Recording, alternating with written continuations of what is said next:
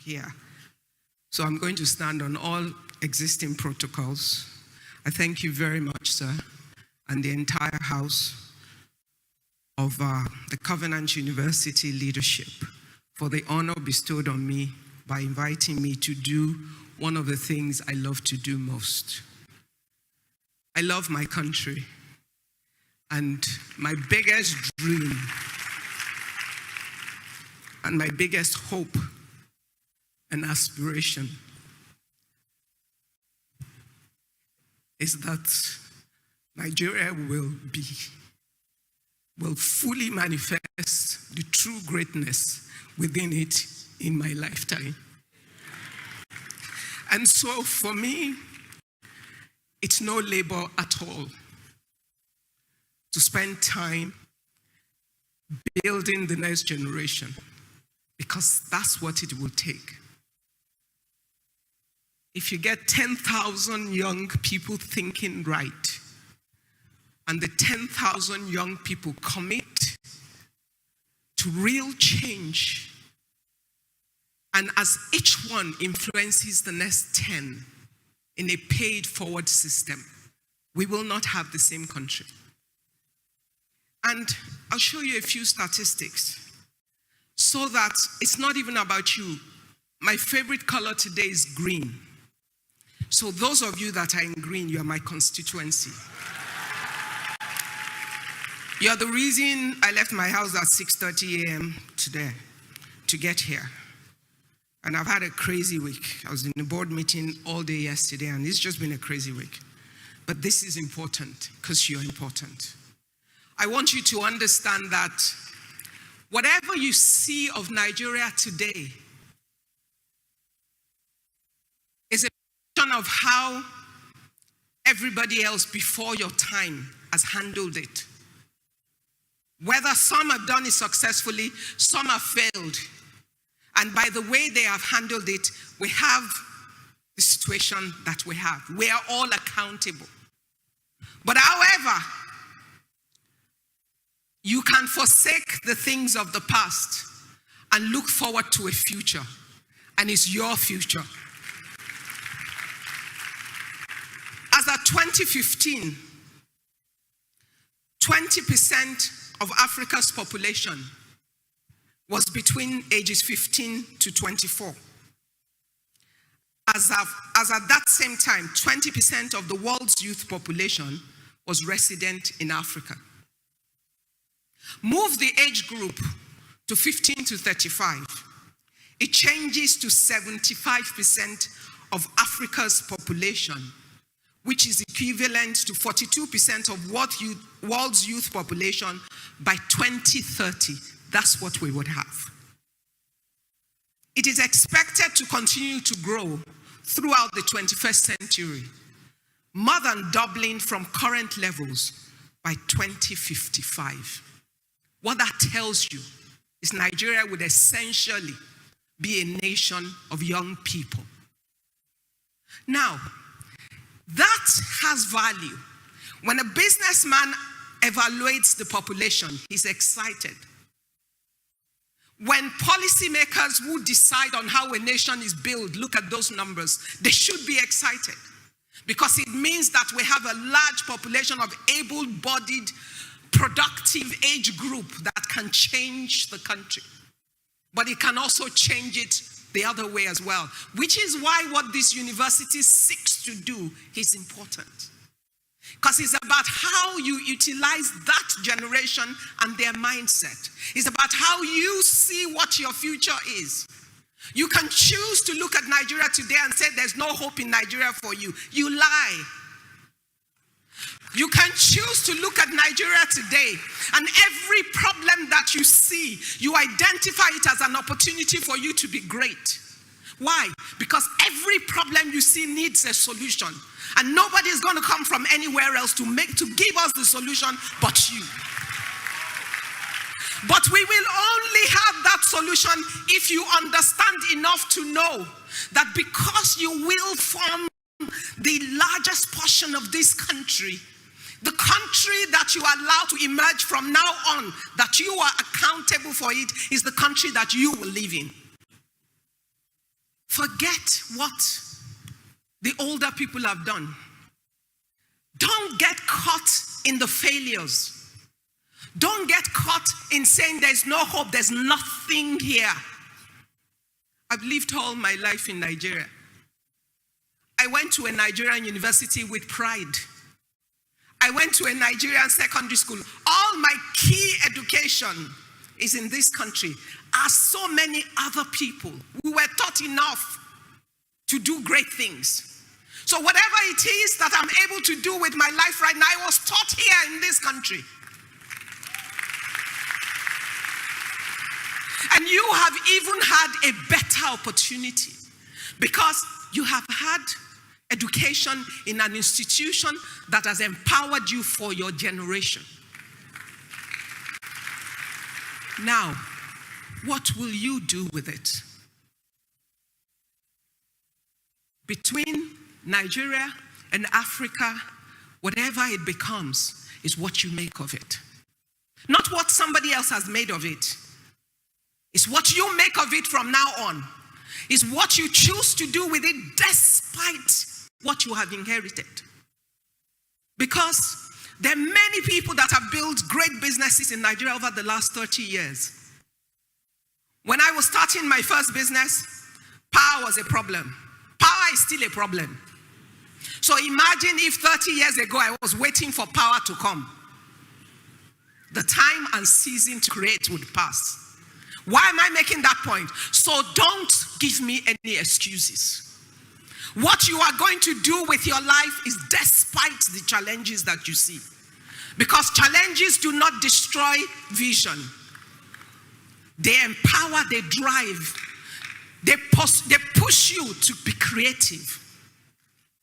They encourage you to find solution to impossible. They make stars of you. Because when you solve impossible problems, you become a star. So it's about what you see. Don't allow anybody to becloud your vision by telling you how terrible this country is. How much you cannot make anything good in this country. Oh, there are real problems. I have lived through those problems. There are real challenges. There are real things that will seek daily to stop you. But there's nothing big enough to stop a driven, ambitious, persistent, tolerant, God-driven human being.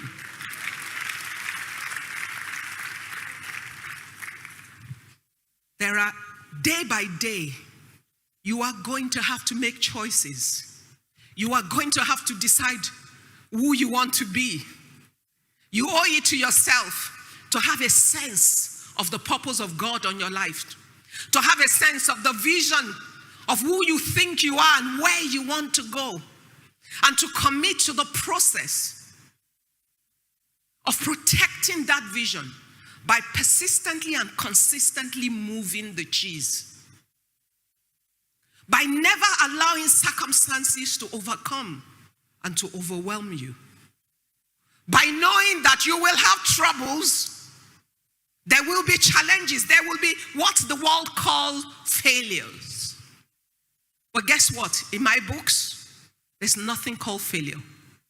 You do not fail until you are dead and you have not accomplished your goal. At different seasons in the course of your life, some things will not work out as you want it to be. But that will only be a stage. It's the cumulative result of all the seasons of your life that will be the legacy of your life. So even if one season does not work, I'm telling you now, because those seasons will come. Don't let anybody tell you you have failed. Take the word out of your dictionary. Every time it hasn't worked out, take the lesson from that stage and move on. Find out what you needed to know that you didn't know, or what you need not to be doing that you are doing, and decide what you need to do next and take the next step. See, when I was in secondary school, I thought I wanted to be a doctor. Then I found out that they work with real dead bodies. I changed my mind very quickly. I then thought, you know what, I'd like to be an architect. I was good in sciences and art. a problem if parents sentence you to science when you're good at both. So I ended up in Ife to study chemistry. By the end of my first year, I realized how much I hated chemistry. I could pass it, but I didn't love it. So then I thought, I'd make a good lawyer. I debated throughout school. I used to represent my school in school's debate. So everybody knows that I can win an argument. So I gave it everything trying to change to law. I used to go and sit outside the door of the dean of law. And then one day the man said, come, what do you want? I want to change to law. Is that why you've been sitting outside of my office? Yes, sir. Okay, if I only take one person from another department next year, it will be you. Great. Make sure you pass very well. Well, therein lies my problem. Pass very well, and what will happen? Chemistry will not release me. Fail in chemistry, law will not take me. Catch 99. So, I decided anyway, by the end of that year, I'd changed my mind about law.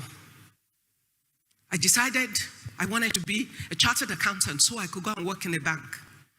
So I continued with my chemistry, but I started taking free electives in Faculty of Administration and Accounting. When I finished, don't celebrate yet. When I finished for youth service, I did everything to make sure they sent me to an accounting firm. They first sent me to a Muslim school to go and teach. That was easy to solve. I just wore a dress off my shoulder. I went to report.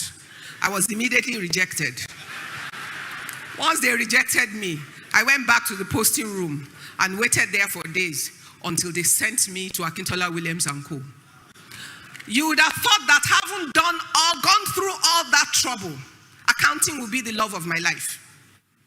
When I got there, within the 1 year of my youth service, I realized how boring accounting is to me.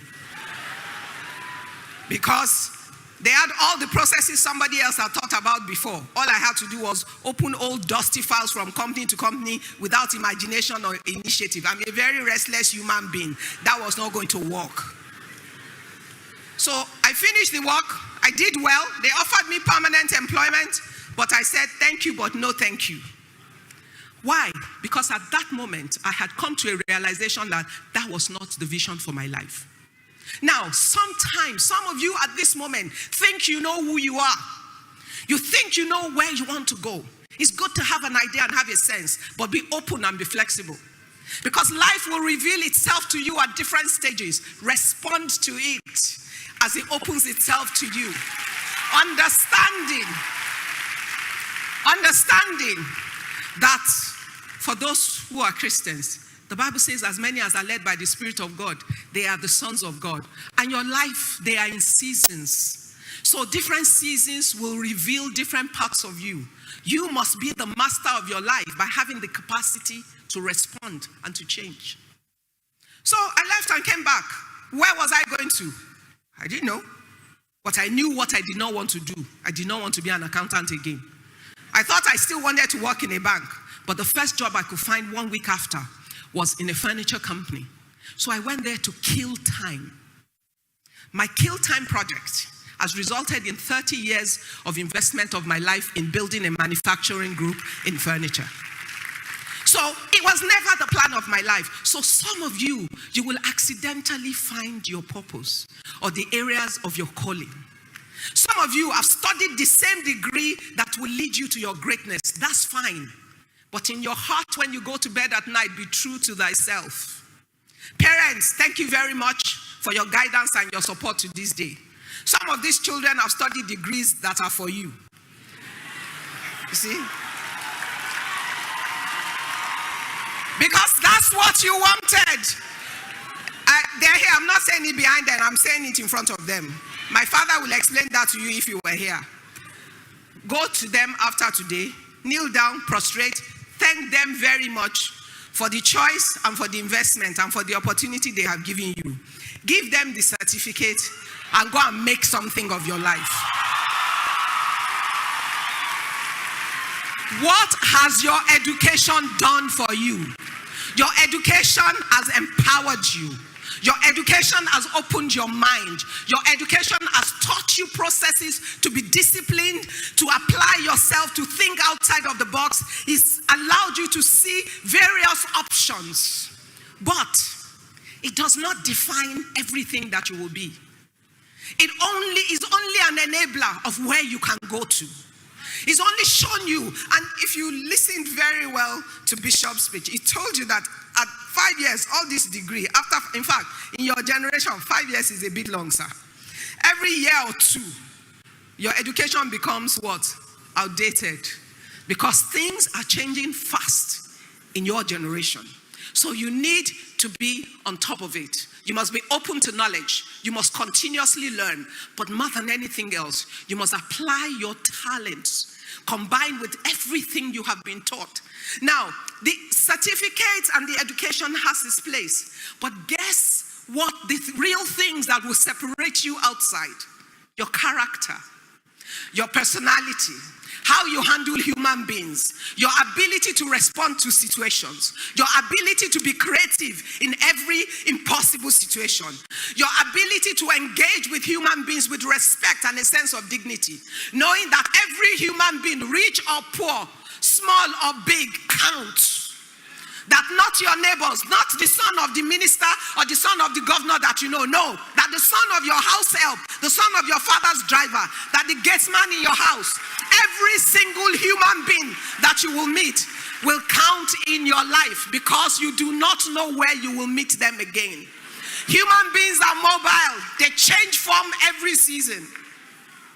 Thus, the rich or the poor man at your gate could have an exceedingly smart, naturally smart son who does not have the opportunity, but who is able to apply for scholarship into Covenant and get through it and apply through British Council for a scholarship to Cambridge, and comes through it and comes back and is the only graduate from their segment of their state. And when they're allocating something for their state, he becomes the star. And before you know it, he's sitting in a place where even you, with all your opportunities, you haven't sat. But if you did not greet him well before, because you think you belong to a certain social class, then you have missed the opportunity of a lifetime. Because human beings are mobile. You must treat every human being like a treasure of God that they are. Everywhere you will be in life, every place you will go, there will be a man or a woman speaking for you or against you. And it will be about when they encountered you, what legacy you left with them. So in your walk of life, realize that human beings count. And it's not about who they are now. It's about who they can be that you do not know. Because even you do not know just how far the Lord will take you or the places you will sit. You will have a sense of it, but time will always unfold and reveal many things about you. There's something I want to take you through. It was written by Gandhi. One of his things that was important to him, he said, don't seek wealth without work. Don't. The fact that you see many people that seem rich around you, but you cannot account for their wealth, don't seek to be like them. Because we know many that have come and have gone. Those kind of wealth do not last generations. They do not even last decades. They come today, they disappear tomorrow. When you search the Bible, you will see how the palm tree and the grass, I shall not turn this into a sermon. Do not seek pleasure without a conscience. Whatever you think will give you joy, don't do it at the expense of another. Be careful, because human beings, people count, people matter. Have pleasures of life that is comfortable and good, but allows you to still be accountable for how you influence or affect the lives of others. Do not seek knowledge without character. What they've taught you here is knowledge with character. Because it doesn't matter if you got first class. If you're a man that cannot be trusted, you will not go far. It does not matter how brilliant or how smart you are. With all the brilliance and the smartness, if you commit a fraud in a bank, you will sleep in jail for many years. It doesn't matter how great you are. They tell you that a A tiny hole can sink a ship. The tiniest of hole that can sink you is the hole of character. And don't convince yourself that is not true in Nigeria. Because remember, seasons change. Seasons change. What seemed acceptable yesterday, tomorrow a new wind can come. But those that do the right thing always will always be current for all seasons. And it will be great. So don't seek for knowledge without character. Don't seek for commerce without morality. You're a school that teaches entrepreneurship a lot. So don't seek to build business at all costs. Don't want to make profit off another man and forsake what is right and what is wrong. Do not seek science without humanity. Even as you innovate, always take it back to the influence and the impact of your innovation on your communities and on human beings. At the end of the day, last week I was speaking at a conference in Barcelona, sir. It was called the European Conference on Conscious Capitalism. And I was invited to speak on the African view of it. And my point is, I showed them a picture of when we were trying to recruit for the immigration services, if anybody remembers. And a whole stadium was filled with people applying for how many slots. And some people died. Somebody made money off that. But the part of science and humanity is this. How do you even, we're in the season where with artificial intelligence and technology development, many factories don't need many human beings because there's so much efficiency you can achieve with artificial intelligence and machinery. There's the biggest factory assembling all your iPhone in China. By setting up one factory, sir, 1 million jobs were eliminated. Robots all the way. The question is, what do we do with the human beings that were eliminated? How quickly can we train our own people enough for new jobs? How many new jobs have we created to replace the ones we're eliminating? Even as every company has a right to seek efficiency. But at the end of the day, leadership, policymakers, and even us that are innovating need to have a conscience to understand science is meant to serve and enhance humanity, not to destroy it. So when you apply your scientific knowledge and you innovate, always balance it out. How does it affect humanity? Because we have the choices. It's within our control to decide what we do with our innovation. So I hope you be the generation of social scientists. Scientists with a social conscience. Don't worship without sacrifice. God bless you. Okay, if a man is hungry, give him food. God has blessed him when you feed him. Don't be the one that worships without understanding that there are sacrifices required of you in your own capacity in trying to build your community. Don't get into politics without principle. Don't support a man because he's your uncle, or he's your auntie, he's your neighbor, or he's from your village, or because he will bless you if he gets into position. And many people have been disappointed by those things. Let your politics be principled. Let it be based on what is right and what is wrong for the community. Why? Because when the community works, we all benefit from it. Remember, where you live, where you will build your businesses, where you will build your families, that is the community where you will live. And no individual can build the community. Every single individual contributes to what the community is. And except each one of you takes personal ownership to commit to do your part to build the community of the country and the continent that you want to live in, you will not have what you want. Not because God has not allowed it, or because it's not possible, but because we have not committed to creating that which we say that we seek. As you move forward, just remember, one of the biggest decisions you will make in your life is to choose the man or the woman that you will marry. People take it lightly, but it can make or break your life. So with all the ambition and the vision that you have, with all the dreams that your parents have for you, if you marry the wrong guy or the wrong girl, everything can be derailed one way or the other. So don't play with it. Don't marry a fool, whether male or female. Have a sense of who you are. And when you have a sense of who you are, you will understand who is the fit for you as the Lord leads you. You will know that it's not about naira and kobo. It's not about silver and gold. The son of a rich man is not a rich boy. Because only the one that has the cash flow has the money. What's the best thing that will happen? They'll have a big wedding. They didn't have it for you. They had the big wedding for their own image. They will give you a house and many cars on day one. All the cars will get old at the same time. And if you do not have the capacity to maintain or to keep them, you're already in trouble. They can't pay school fees. Cash flow is money to do everything you need to do every day, not for the wedding ceremony. So marrying the son of a rich man is not your solution. Seek to find the bone of your bone. Who can accommodate the vision and the ambition in your heart as a person? Who can be an enabler for you to emerge? Who can encourage and support you? It might not look like it right now, but just understand that people manifest in what? In seasons. Don't allow anybody to deceive you. Look for a man that fears the Lord, a man who is responsible and right thinking. He has vision and he has ambition. I guarantee you, he will show up somewhere and you will be glad you met him.